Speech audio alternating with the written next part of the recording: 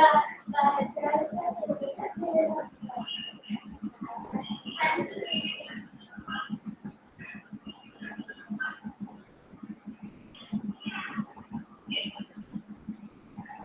morning. Yeah, this is Dr. Rajendra Maurya, and today we are going to discuss ecotourism.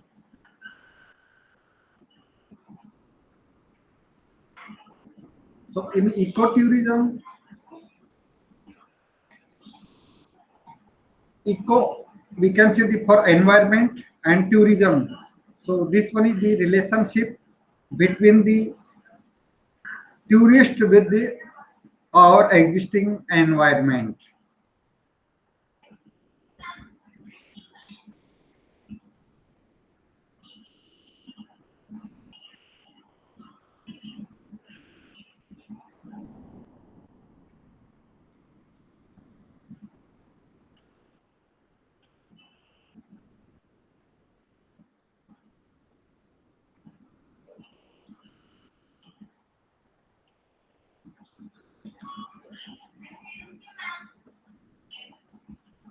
So, in ecotourism, it is a form of tourism involving visiting fragile, pristine, and relatively undisturbed natural areas, intended as a low impact and often small scale alternative to standard commercial mass tourism. So, in this one, visitors visit, so no disturbance of natural areas. So, we can say minimum impact of tourist on nature. So no disturbance of nature, that is the ecotourism. It means responsible travel to natural areas, conserving the environment. So we should conserve the natural things, or we can say we have to conserve the environment. Second one, the improving the well-being of the local people. So we can say local people live surrounding of that area. So we should improve their uh, lifestyle or living standard, all these things without any disturbance of the environment. So its purpose may be educate the travelers to provide the funds for ecological conservation to directly benefit the economic development and political empowerment of local communities, or to foster respect for different cultures and for human rights. So in this one, in respect to travelers or visitors, we should educate visitors so they can provide the funds for ecological conservation that will directly benefit the economic development, as well as we have to conserve the natural environment.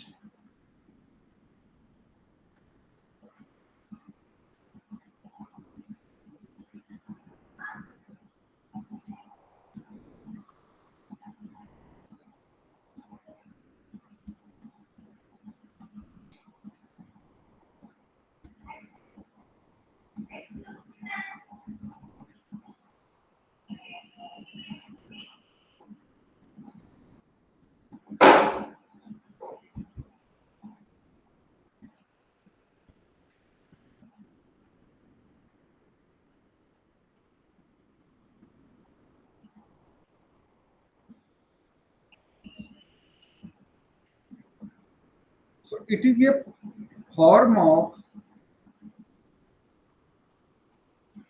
since the 1980s, ecotourism has been considered a critical endured by environmentalists so that future generations may experience destinations relatively untouched by human intervention. So in this one, it was started, I mean the ecotourism was started in 1980s, and the main objective of that to consider the critical endures by environmentalists so that future generations may experience, and all human beings should consider the beauty as well as the other parameters of the landscaping without any disturbance of environment, and we should make the balance of ecological balance. So we can say minimum human interventions in ecotourism. So several university programs use these descriptions as the working definition of ecotourism.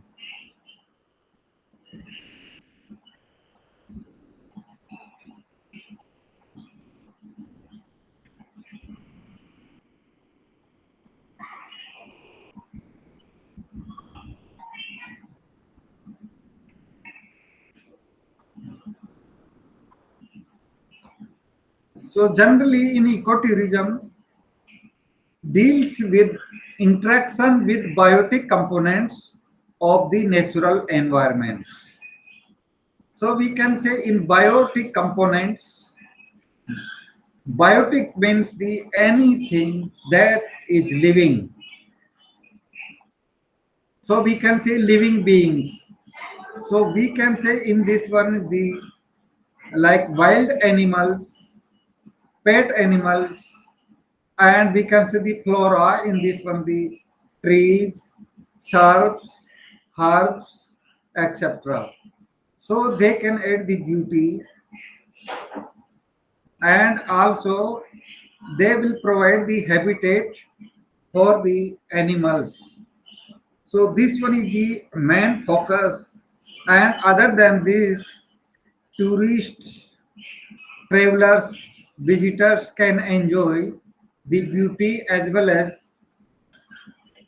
the enjoying the wild animals. They can keep in open areas as well as in the zoo, or we can say the bird sanctuary in the gardens. So ecotourism focuses on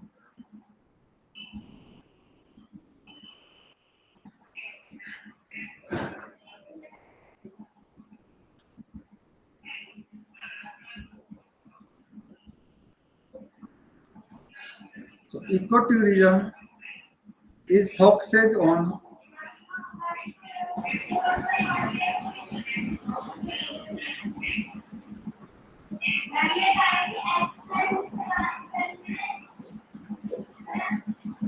social responsible travel, personal growth, and environmental sustainability. So we can say in this one, visitors, animals, and other components of the environments, they can work together sustainably. So all can enjoy as per their need. So ecotourism typically involves travel to destinations where flora, fauna, and cultural heritage are the primary attractions. So in this one, in ecotourism, flora. Flora means all living things, living beings that belong to animal kingdom. So in animal kingdom, we can say beautiful trees, beautiful shrubs, seasonal plants, climbers, vines, pot plants, etc. And in fauna, all living beings that belongs to kingdom Animalia. So in kingdom Animalia, we can say like wild animals, tiger, lion, leopard, giraffe, monkeys, gorilla, or deers, etc. Or if we will talk for the pet animals, then we can say the birds like peacock, hummingbirds, any others. And also we can say the our environment, honeybees, butterflies, they can also add the beauty and cultural heritage. So we can say more or less our culture also affect the ecotourism. So we can say they can attract the visitors or tourists. So they can in, increase the income of that particular area as well as increase the popularity. So we can say ecotourism is intended to offer tourists an insight into the impact of human beings on the environment and to foster a greater appreciation of our natural habitats.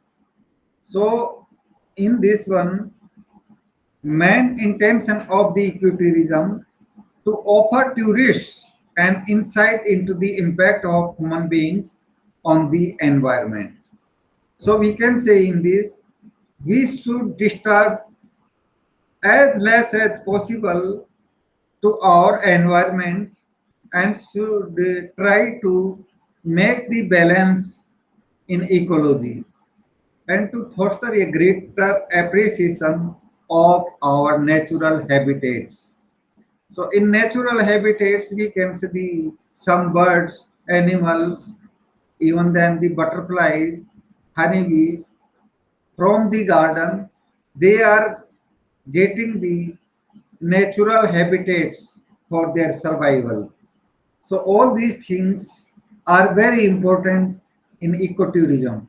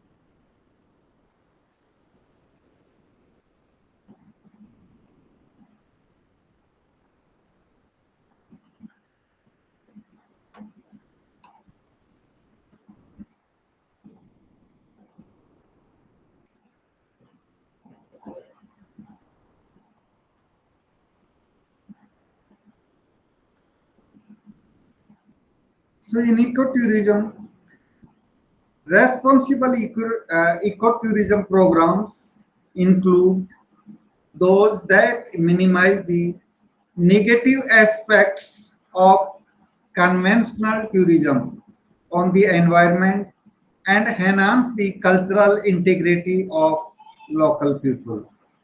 So, cultural integrity of local people is also very important part in ecotourism. So, in ecotourism, certain important. So therefore, in addition to evaluating environmental and cultural factors, an integral part of ecotourism is the promotion of recycling, energy efficiency, water conservation, and creation of economic opportunities for local communities. So number one, recycling. So in recycling, we can say nature make the balance. So we can say just we can take an example in our ecotourism. If we have the some trees, shrubs, climbers, or any other flora that is existing in the natural gardens or ecotourism, so we can say all these plants are retain the leaves, they add the beauty of the garden and also provide the provide the shade and shelter of other animals. And in this, we can say the leaves shaded on the ground and gradually they getting the moisture or with the help of the microbes they decompose, and after decomposition they again release the plant nutrients, and these plant nutrients are uptaken by plant roots. So this one is the recycling process. And similarly, we can see the tourists or visitors, they visit the garden.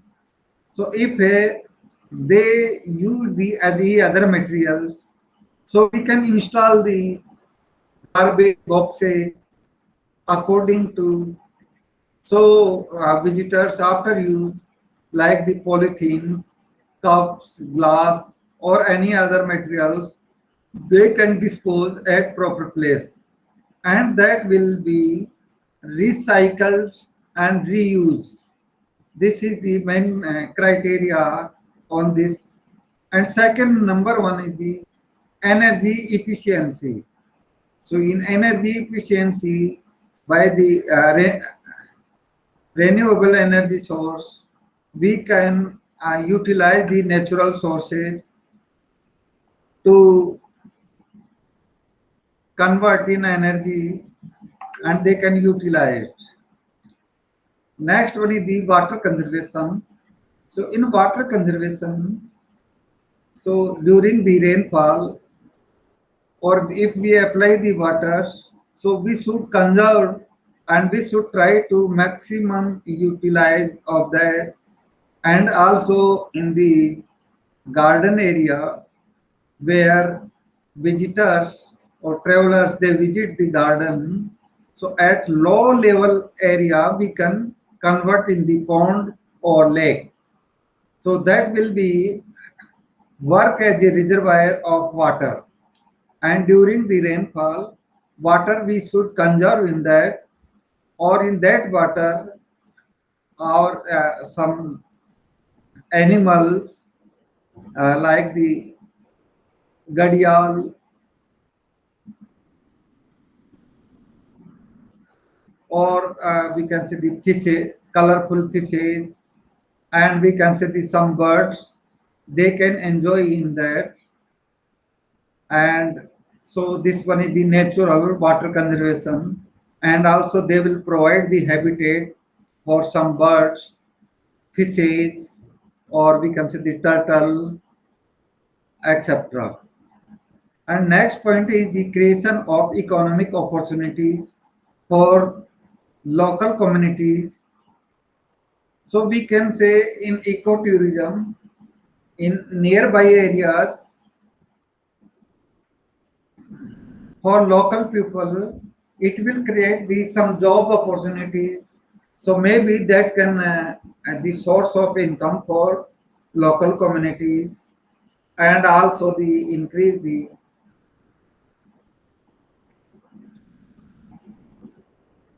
popularity of that area, etc. So for these reasons, ecotourism often appeals to advocate of environmental and social responsibilities. So we can say for conservation of our environment, we it plays very important role for society. So for conservation of the environment or to keep the free from pollution like air pollution, noise pollution, water pollution. So this is the primarily social responsibility to upkeep that particular area. So in this one, ecotourism is very important that will attract the visitors or travelers, all these things.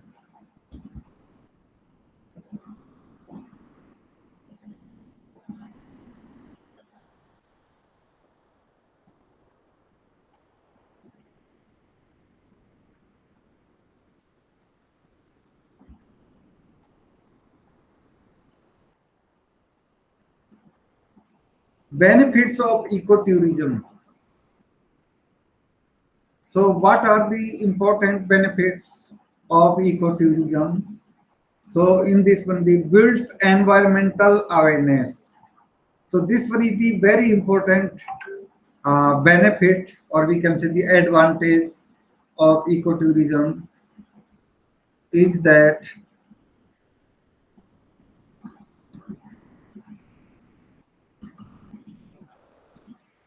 builds environmental awareness.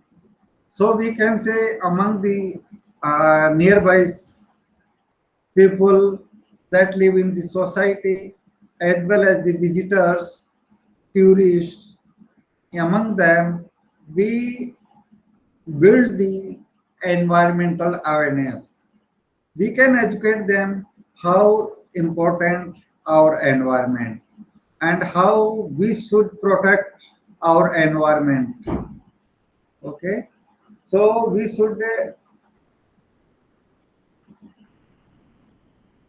not disturb the ecology and we should maintain the balance in or we should maintain the ecological balance. So all animals, birds, human beings can live together and they can enjoy, and we can attract the visitors or tourists for that particular area. So provides direct financial benefits for conservation. So this one is also very important, provides direct financial benefits for conservation. Then provides financial benefits and empowerment for local people,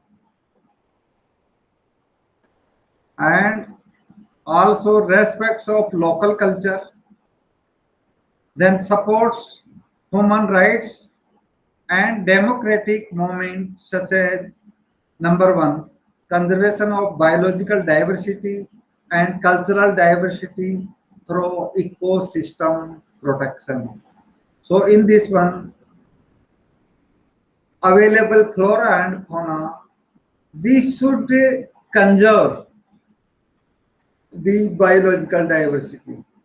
So we can say in our garden, we have the different kinds of birds, varieties of animals, and varieties of plants, including the trees, shrubs, herbs, vines and climbers, etc.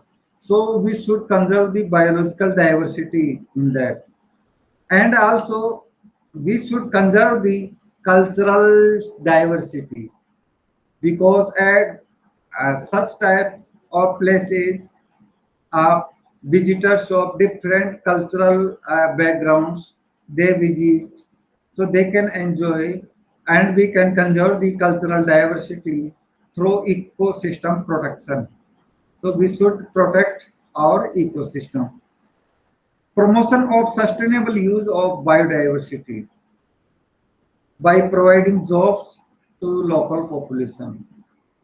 So this one also very important. So we should promote the sustainable use of biodiversity without disturbing natural things in that. So this one also provide the job opportunities for local population or local people. Then sharing of all socio-economic benefits with local communities and indigenous people. So we should share the all socio-economic benefits. So social as well as economic benefits with our local communities, local peoples, and also indigenous as well as foreigners. So tourism to unspoiled natural resources. Tourism to unspoiled natural resources. So we can say the natural resources like air, water, and plants, animals, etc. So we should never spoil that. We should never disturb. We should never threaten those with minimal impact on the environment being a primary concern. So it should be our primary concern to less disturb all these things, or we should disturb as minimum as possible.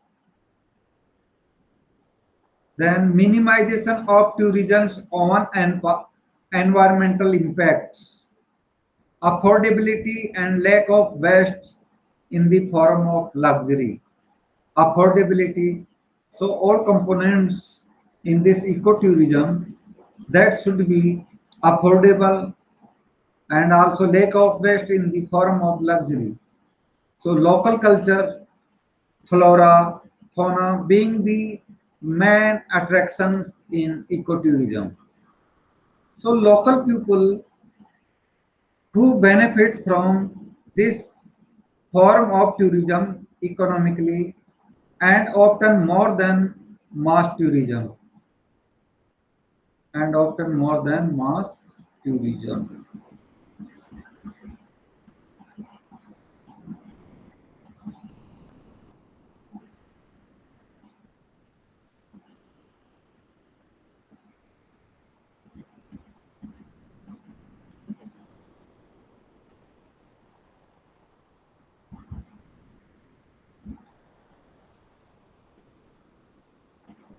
Then natural resource management.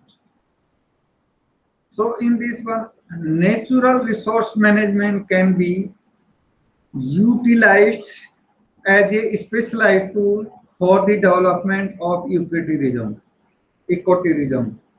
So natural resources. So in this one, maybe flora, fauna, all these things, and other natural things we like the land, sunshine, air, water, all these things. Even then, in the gardens, like the rocks, or maybe any hilly areas, rivers, lake. So all these natural resources we can utilize in the ecotourism, and we should less disturb those.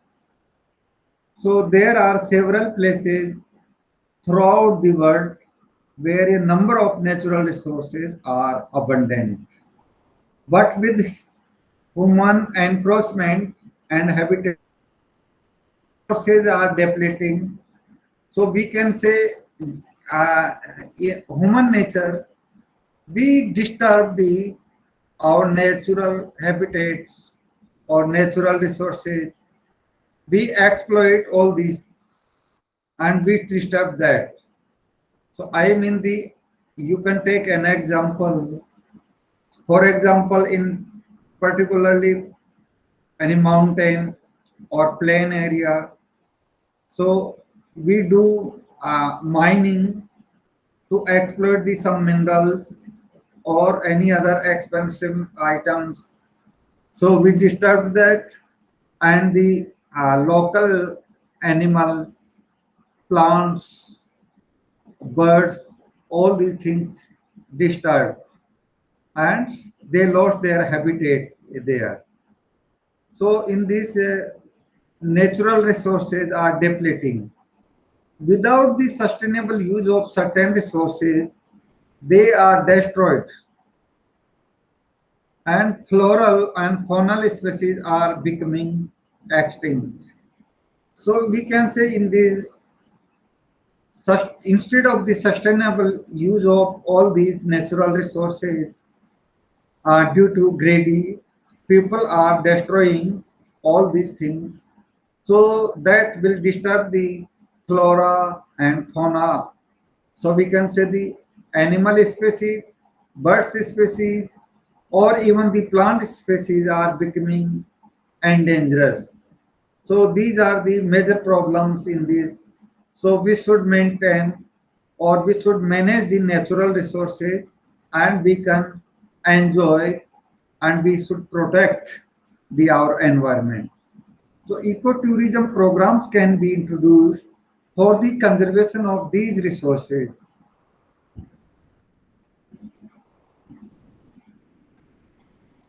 Several plans and proper management programs can be introduced so that these resources remain untouched, and there are many organizations including non-profits and scientists working on this field.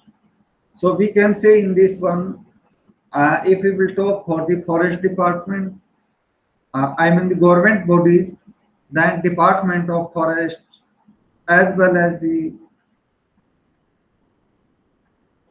ecological department and Department of Environmental Sciences, they are working and continually they are trying to conserve these areas.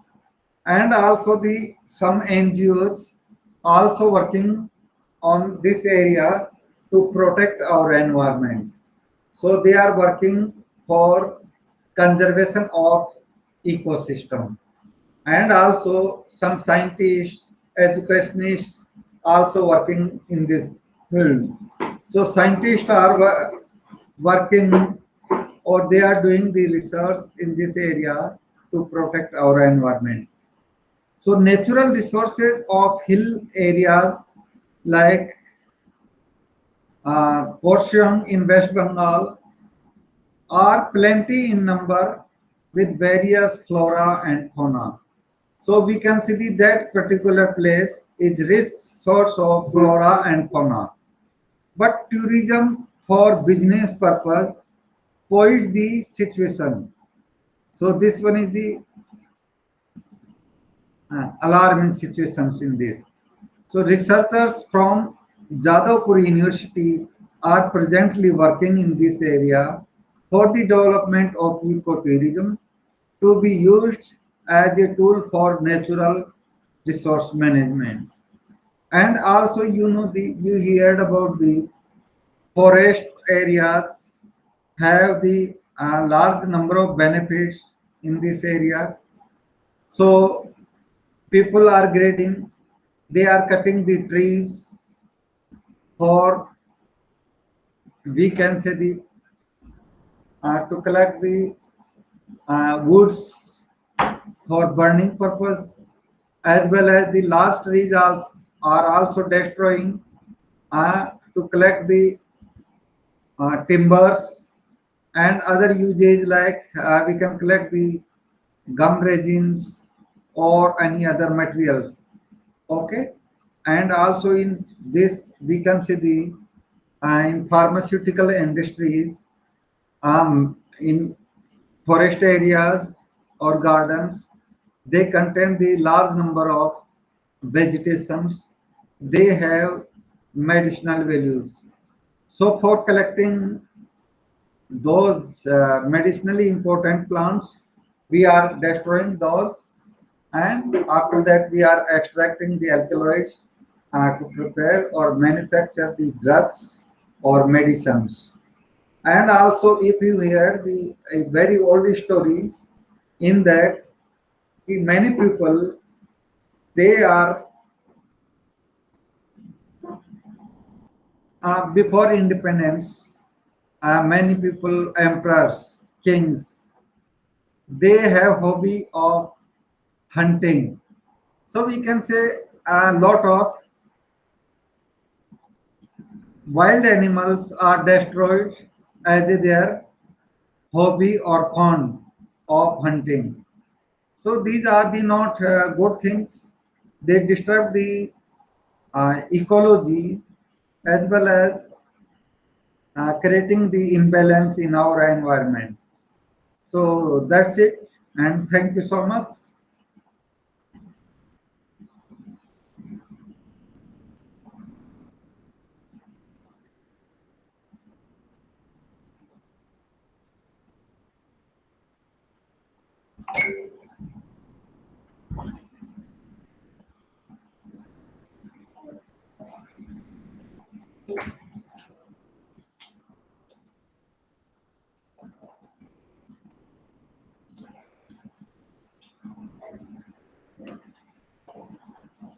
कैल्सी मिल गया।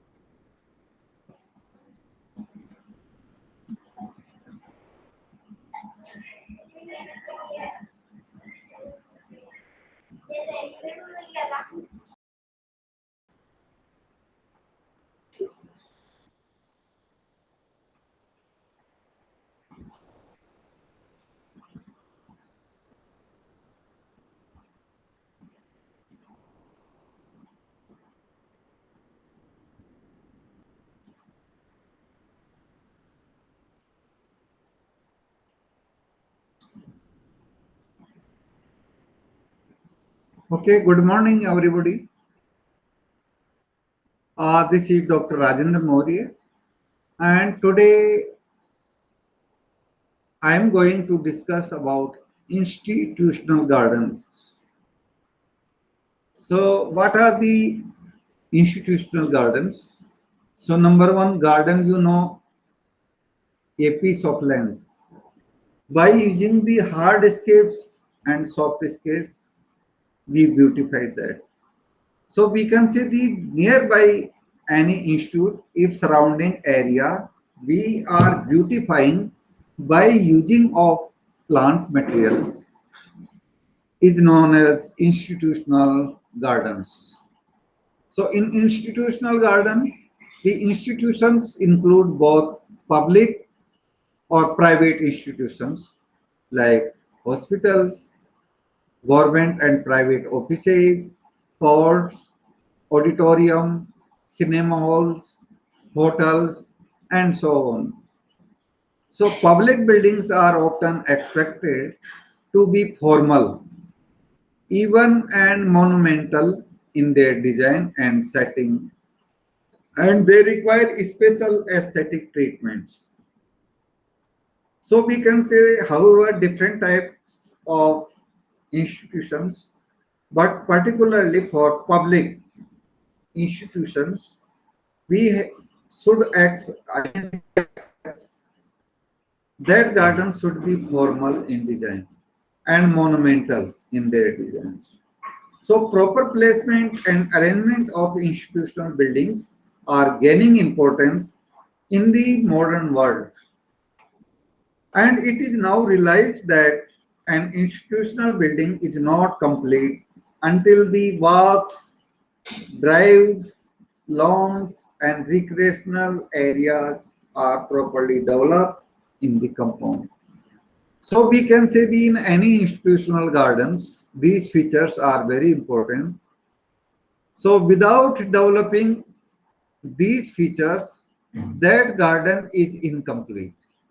So features are walks, we can say the walkways, driveways for vehicles, and lawn area is also important. So in the free time we can enjoy, we can sit on the lawn. And also in institutional gardens, a recreational area is also very important. For example, in schools, college campuses, universities, the recreational area is very important. So students and staff can enjoy during the free time. So this is very important part in institutional gardens. So the modern method requires a large area of ground for proper landscape development. For landscape development, open area can be dividing into two well-defined areas. So first the portion of the ground adjacent to the building, and second the remainder of the area, usually at the rear of the building, should be developed for recreation. So we can say recreation is very important, and we are giving the more emphasis recreational part as well as the lawn area. Other than walkways and driveways is also important part, particularly for institutional gardens. And in the first area, that of public portion of the grounds, the driveways and walks should be primarily structured in order to give quick access from the points of approach to the entrance of the building. So we can see the in any institution, from the point of entrance, main entrance, to the approaching of that particular building, administrative or academic building. So for that, to reach at the parking, we should have the proper driveways, and for the academic building as well as the administrative part or auditoriums, we should have the direct approach by walkways. So these are the very important part. And planting treatment of the institutional ground should be simple. So in institutional gardens, for planting of trees, shrubs, vines, or seasonal plants should be very simple on the ground. So the institutional building is usually large, and hence it is better to rely upon a fewer number of specimens of sufficient size to establish a proper relation between the planting and the type of building. So we can say the institutional garden, we should have the uh, fewer number of specimens or of sufficient size to establish proper relationship between the planting and the building. Or you can say proper relationship between the soft scape and the hard scape. So here soft scape is plantings and hard scape the building. So selection of trees and their location should depend upon the architectural style of the building and by requirements of the same. So based on that architectural style of the building, we have to select the trees and shrubs, and we have to put at proper location so we can enjoy the beauty. So trees and shrubs with fruits and nuts with dangerous thorns should not be used. So we can say the particularly in institutional gardens, trees or shrubs that bears the edible fruits or nuts, we never consider in that garden, and also never use the plants that bears the dangerous thorns, and also we have to avoid the brittle trees. That brittle trees means the those plants they are easily breakable. So development of the recreational area is very important in institutional planning. The recreation area is generally kept at the back of the building, or if sufficient areas exist by the side of the building, this can also be utilized for the purpose. And recreation areas are planted with trees after careful consideration.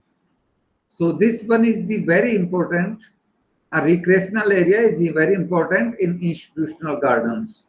So use of shade trees is restricted to the borders of the area, away from the land used for game courts and the athletic fields. So game courts and athletic fields should be away from the main buildings. For a playground, however, it is advisable to plant shade trees so that the games equipment can be set up the shade. So we can say the in playground. So if we are putting the some game equipments,